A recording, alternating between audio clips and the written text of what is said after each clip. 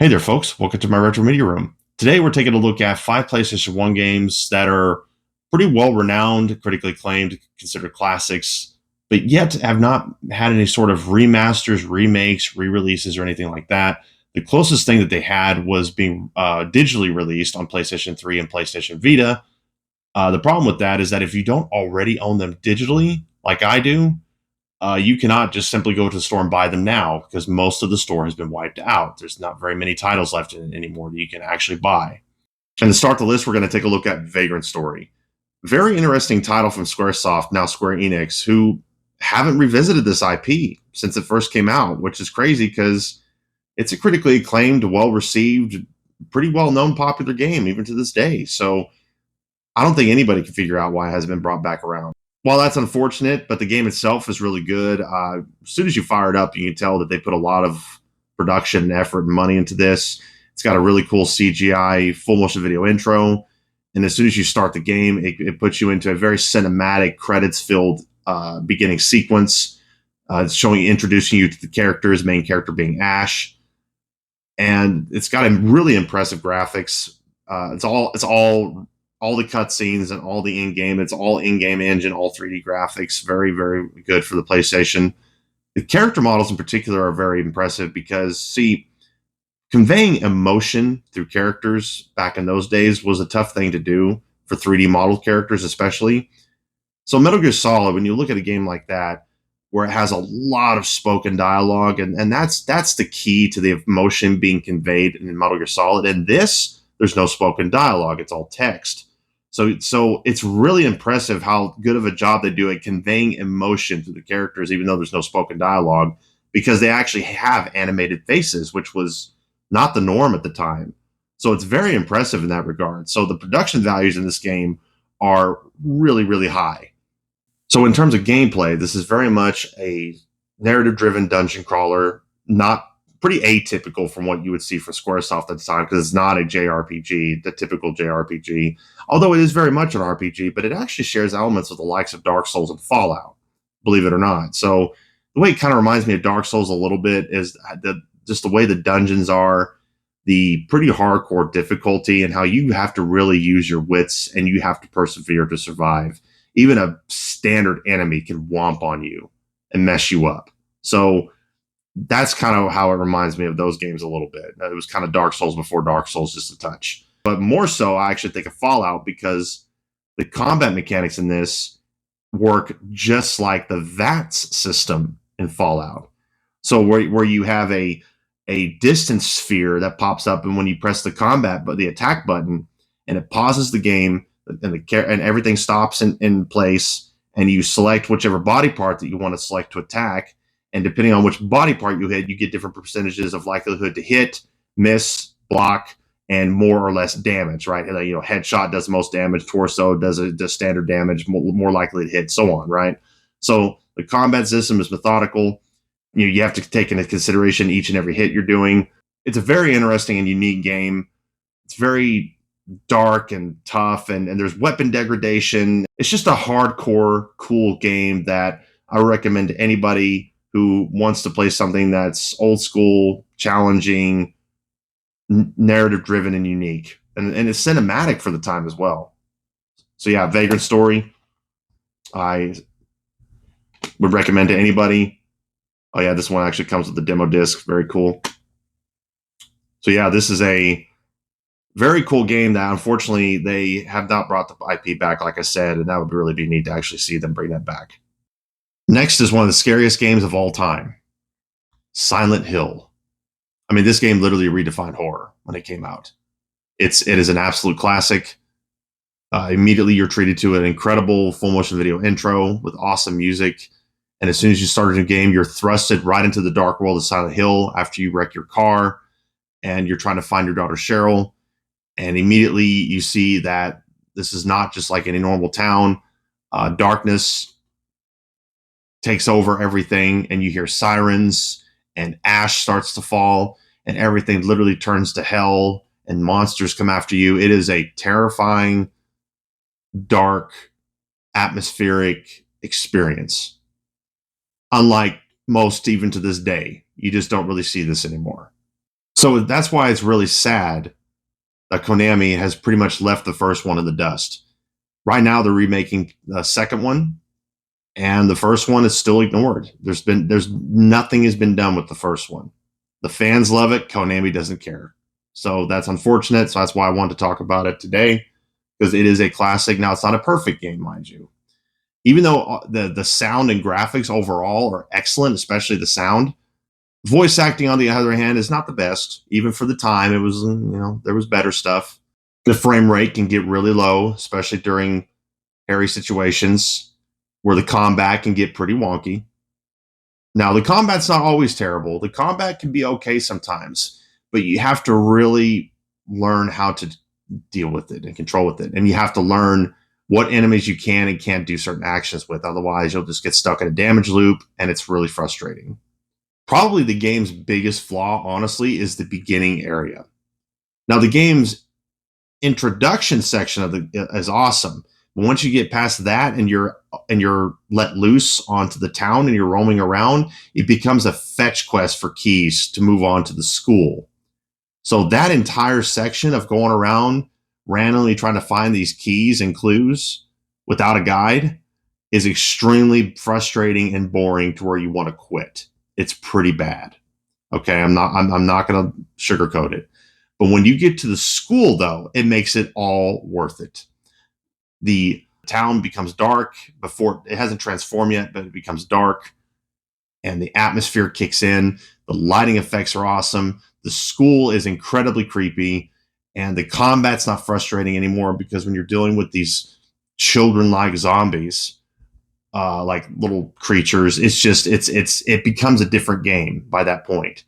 Now, obviously, the game goes back and forth a little bit later on, but the game is nothing but better after that section of the game once you get past it. So I will advise anybody, if you've never played it before, if you look up a guide of how to play it, you get past that section, you get to the school, and it is a awesome horror experience.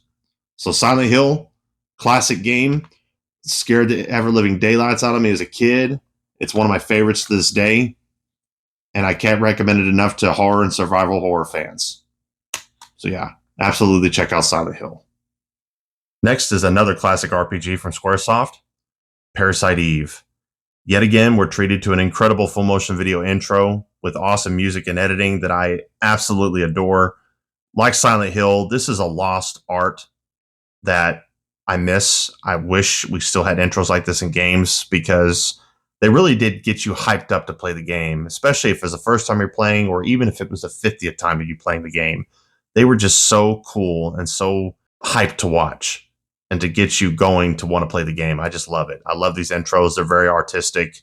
Like I said, they're lost art. When it comes to the production side of things, this is after Final Fantasy VII had been out and, of course, massively raised the bar of cinematic storytelling in an RPG. So this is no different. They wanted to continue trying to push that envelope, except this approach is a little bit different because this takes place in New York City. It's a more of a science fiction body horror story, which that's the interesting thing about this. This is a horror game at the end of the day. It's just as much horror as it is an RPG, because that's why the second one, it was so easy for it to kind of be more like a Resident Evil game because it shares very similar themes. Now, when it comes to the graphics, the pre-rendered backgrounds are great. The character models are really nice. The effects are really good. The sound is really great. The music is great. Now, the music, it's a little funny. The opera voice and a lot of the music, sometimes it's a little bit hit or miss. So that's, other than that, the music is really good. The atmosphere is absolutely impeccable. Some of the best memories I have of the game, and when I just think about the atmosphere of certain parts of the game and just the feeling it gives you when you're in these certain locales and situations, because it's a horror game. So atmosphere is very important. Combat is actually really fun. Now, that's where it stops being like Final Fantasy, because even though it does have some turn-based elements of the combat, it's not like Final Fantasy. It doesn't have tank controls, so don't worry about that. It's not like the second one that does not have tank controls, but the combat, you do run around, so where the enemy tries to hit you or shoot at you, you're able to dodge, but you do have to wait for your active time meter to come up in order to be able to do any actions, whether it be healing yourself, using your powers, shooting the enemy, etc. The story is actually really cool. You have to pay close attention because there's quite a bit of medical jargon and having to do with mitochondria and cells and ancestry and biology and just in general, biology in general, right? So you got to pay close attention. It starts to make sense after a while, but at first, if you're not familiar with the subject matter, it's a little bit confusing. A few minor complaints in the game. Aya's movement is pretty slow. Not so much in combat because you're usually in a small area with combat anyway, but just running around, it feels like she's running like a mile an hour, and it's kind of annoying. So that's a little annoying. And there's hot spots, meaning when you know there's a button you need to press somewhere in the pre-rendered environment, and you're just mashing the button trying to find it, even though you're standing where you're supposed to be to hit it. It's kind of spotty like that, so that's what you call a hotspot, and that's a legit issue in the game that it can have. So you just learn to deal with it. And another thing you have to be careful about is that in the about the middle of the game, if you do not manage your resources properly, if you don't pay close attention, you can find yourself not being able to progress forward because you did not do your due diligence and take care of your equipment and make sure you're up to snuff to take on an area, and you might have gotten yourself stuck. So it does have a learning curve. It is a fairly difficult game. If you know what you're doing, it's not that bad, but if you don't know, you need to make it a point to learn. Parasite Eve is a classic game I've loved for many years, and I love the second one a lot as well, even though it's very different, and that's been on the channel as well if you want to check that out. Some people prefer the second one over the first one. Most people probably prefer the first one over the second one. I would believe, from what I understand, and I get that because I love them both. I think they're both great in their own right. They're both very different from each other, and I love them both. And it's unfortunate that we've seen outside of, I think it was like the PSP or Vita outside of Japan or something. I don't even know. It was like there was some kind of third one, a handheld. Doesn't count to me because I don't even know if it was. I don't even think it was North America. This franchise has been abandoned for years, and I would love to see some sort of comeback, some sort of re-release, remasters. But for now, I can play it on my PS3. Next is considered one of the greatest fighting games of all time, Tekken 3 from Namco. This is the only game on the list I actually do not have digitally. I'm not even sure if it was ever available digitally. It certainly isn't now. To my knowledge, the only other way you can play this, sort of, is the arcade port of it on Tekken 5 on the PS2. And like I said, that only really partially counts because it's not even the full game here. Right off the bat, we're treated with an incredible full motion video intro per Namco fashion at the time. Just like Squaresoft always flexed their muscles with production values and full motion video in their RPGs, Namco was the king of intros in fighting games. Like Virtua Fighter 2 on the Sega Saturn and Tekken 2 and Soul Blade before it, Tekken 3 really did redefine bringing the arcade home. But it didn't just redefine that. It also redefined Tekken itself as a series, because the first Tekken is kind of hard to go back and play. It's pretty rough, to be honest. The second one is still very good, but Tekken 3 is what became the cornerstone of what Tekken is from that point on. Visually, this is absolutely a 3D fighting game showcase for the PS2, just like Virtua Fighter 2 was for the Sega Saturn. It is a significant upgrade from Tekken 2, because even though Tekken 2 had beautiful animation, the characters were quite blocky. In this, they completely fixed that. The characters actually have skin textures that attach their limbs, and they're just far less blocky in general. The biggest downgrade from the arcade that you'll notice is the backgrounds don't have any 3D rendering to them. They're just 2D bitmaps, which makes perfect sense, because in order to maintain a 60 FPS presentation like this has, they weren't going to be able to have 3D rendered backgrounds like, say, Soul Blade does, and that's not a 60 FPS game. The sound is really fantastic with an iconic soundtrack, the best the series has seen up to that point. An updated roster with the likes of Eddie Gordo added to it. That's a lot of fun. Everybody's move sets and combos were more refined and updated. Everything about this is an absolute step-up upgrade from what the series had seen up to that point. Added modes like Tekken Force mode, that is basically a Final Fight style street brawler. That's actually quite a bit of fun.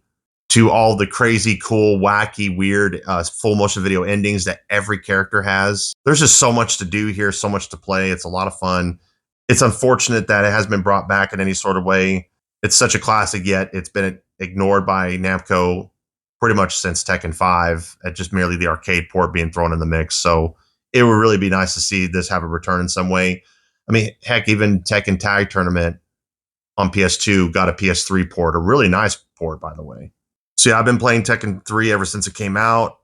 And this is what made me, as much as I like Tekken 2, and I didn't really care for Tekken 1 as much after playing that, but the Tekken 3 is an absolute monster of a fighting game, arguably the best fighting game on PS1, or I would say in the top three, top five fighting games on PS1, absolutely. So yeah, Tekken 3, what a masterpiece for the PS1. Our final game here is one of my favorites of all time, Xenogears. Xenogears, of course, being the beginning of the Xeno games, such as the Xenosaga trilogy, Xenoblade Chronicles games, and so on. I absolutely adored this game. If it wasn't for Final Fantasy VII, this would probably be my favorite RPG of all time, or at least pretty close. It's actually really fascinating because some of the deepest origins of Xenogears are actually tied to Final Fantasy VII because the early concepts of Xenogears were being pitched for Final Fantasy VII, but then of course they decided to go with the whole Gaia concept of Final Fantasy VII, and then Xenogears turned into its own game, similar to how Resident Evil 4, the early concepts of Resident Evil 4 turned into Devil May Cry. This was one of the PS1 games that before I was really into any sort of anime, before I even knew what anime was that much, this actually was one of the earliest games to kind of get me started on anime with its cutscenes being very much anime. It almost feels like an anime series adopted into a game, but it's actually the opposite. It was, it's all original property to the game. The art direction in Xenogears is absolutely awesome. You can see right away how anime centric it is, with the intro being a CGI anime hybrid, with the eventual cutscenes being just straight traditional anime, very reminiscent of the 80s and 90s, which I absolutely love. I love old school anime like Akira and such. The graphics are 3D rendered backgrounds with 2D sprite characters. And the 2D sprite characters actually do a very good job of conveying emotion, kind of like I talked about with Vandal Hearts, doing a good job of conveying emotion with 3D characters. This does a very good job with 2D characters. The localization of the dialogue is really good. The story is a huge, expansive, mature, multi-layered, deep story that I really love. And even though this game's only rated teen, when you know the story deep enough, it almost feels mature, but in a good way. It has a really fun combat system, kind of like Legend of Legaia, where you input anywhere from triangle to square to X, 3 different attacks, and different combinations thereof do different combos that your characters learn. And you have to learn these combos because eventually those combos will be used in your gear. Every character has their own unique assigned gear that they acquire throughout the story, which is really cool. All of them are unique. And it's got quite the cast of characters as well. All the characters have their own abilities, their own move sets, their own gears, and everything. It's actually really awesome. There's a lot of variety. But I actually love how there's 2 layers of combat. There's the on foot combat with mostly 2D sprites where you're learning combos and you're leveling up and doing all that. And then you have all the big fights that are in the gears that are fully 3D rendered and a lot of bosses. And when you're fighting in bigger environments, and it's just really awesome. There's a lot of variety to the combat, and I really love the combat system. Yasunori Mitsuda composed the soundtrack to this game, and it's one of my favorite soundtracks of all time. He also composed Chrono Cross and many other games, and he's a legend in music. So this game is, if you haven't heard the music already, you've got to check it out. The music is incredible in this game. One of the few gripes I have about the game is the random turn-based battles when you're running around exploring are about 50 to 100% too frequent. Like when you're running around and you're trying to get from point A to point B, or point A, B, and C, and you're just every 3 seconds it feels like you're getting into a random battle. Even though it's important to fight, it's important to battle, but my goodness, it's too frequent and it gets frustrating at times. So I forgot how jarring that is because I'm used to games that are not as frequent, and this one is very frequent. Like Legend of Legaia, for example, is a very healthy balance of that. This game, they're too frequent. So you get used to it, but at first it's like, oh, God. Every 5 seconds I take, or every 2 steps I take, I'm thrust into another battle, and I can't even remember what direction I was facing when trying to explore this area because, they're 3D areas. So that is one gripe about the game I have, but it's not a perfect game. It's about an 8.5 or 9 out of 10, but it's still one of my favorites of all time. So yeah, Xenogears, fantastic RPG. I can't recommend it enough, especially if you want to kind of get your feet wet in the Xenos franchise of games. I still need to play the later ones, but I absolutely adore this game. It's like there's a cutscene screenshot right there of meeting Ellie, and there's a screenshot of fighting with the gear against a fully 3D rendered giant enemy and exploring the backgrounds and everything. That's Weltall, the phase main gear. and the Faye's story and his character development, everything that happens with him. There's just so much to this game I love. I can't recommend it enough. You got to check it out if you want a deep RPG that honestly you just don't really hardly see anymore. Well, that was all my PS1 games that are still only on PlayStation, even though they're critically acclaimed and pretty well known. They're not hidden gems at all, but yet you just there's no releases of these, and they need to be re-released in some fashion so we can play them on more modern hardware. But otherwise, if it's either PS3 or disc that you're playing these classics. So if you like the video, please subscribe and hit the like button. I really appreciate you watching up to this point. God bless you and have a good day.